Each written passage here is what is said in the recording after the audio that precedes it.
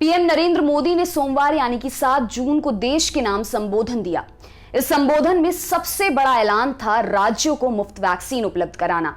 इसके अलावा उन्होंने गरीब परिवारों के लिए राहत का ऐलान करते हुए गरीब कल्याण अन्न योजना को दीपावली तक बढ़ा दिया।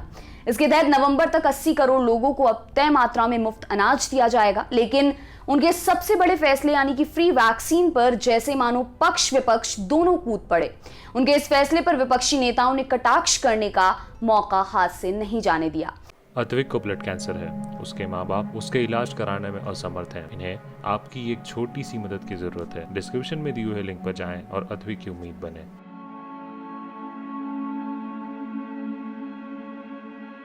आइए पहले देखते हैं बीजेपी विरोधियों ने इस कदम पर क्या कहा।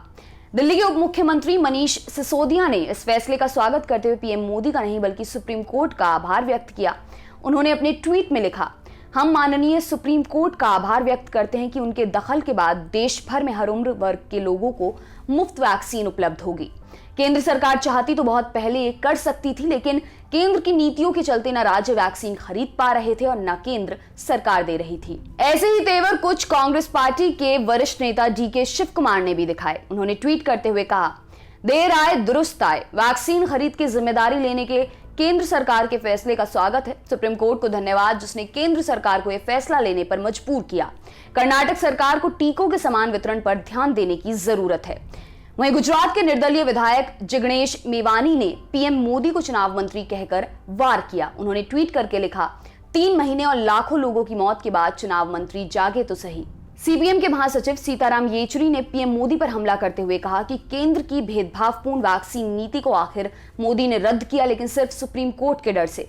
उन्होंने ट्वीट में लिखा, मोदी राज्य सरकारों पर बोझ डालकर अपनी भेदभावपूर्ण वैक्सीनेशन नीति का बचाव करने की कोशिश कर रहे थे। अब उन्होंने सुप्रीम कोर्ट के निर्देश के डर से अपनी पुरानी नीति को छोड़ दिया है। वहीं उनकी पार्टी के इकलौते मुख्यमंत्री केरल के पिनराई विजयन ने इस फैसले का स्वागत किया बिना कोई अन्य टिप्पणी किए। उन्होंने ट्वीट में लिखा, माननीय प्रधानमंत्री की यह घोषणा कि 21 जून से राज्यों को कोविड-19 वैक्सीन की मुफ्त आपूर्ति की जाएगी इस समय सबसे उपयुक्त प्रतिक्रिया है। मुझे खुशी है कि हमारे अनुरोध पर प्रधानमंत्री ने सकारात्मक प्रतिक्रिया दी है। टीएमसी प्रमुख और वेस्ट बंगाल की सीएम ममता बनर्जी ने लिखा, मैंने पीएम को इस बारे में लिखा था, हमारी सभी के लिए मुफ्त वैक्सीन की पुरानी मांग है।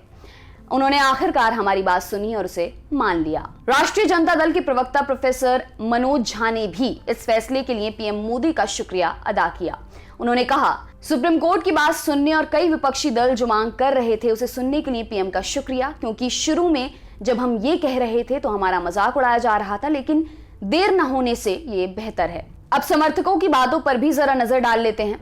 बिहार के मुख्यमंत्री और एनडीए के घटक दल जेडीयू के नेता नीतीश कुमार ने भी फैसले का स्वागत करते हुए लिखा, पूर्व से केंद्र सरकार द्वारा 45 वर्ष से ऊपर के लोगों के टीकाकरण हेतु मुफ्त टीका राज्य को दिया जा रहा है।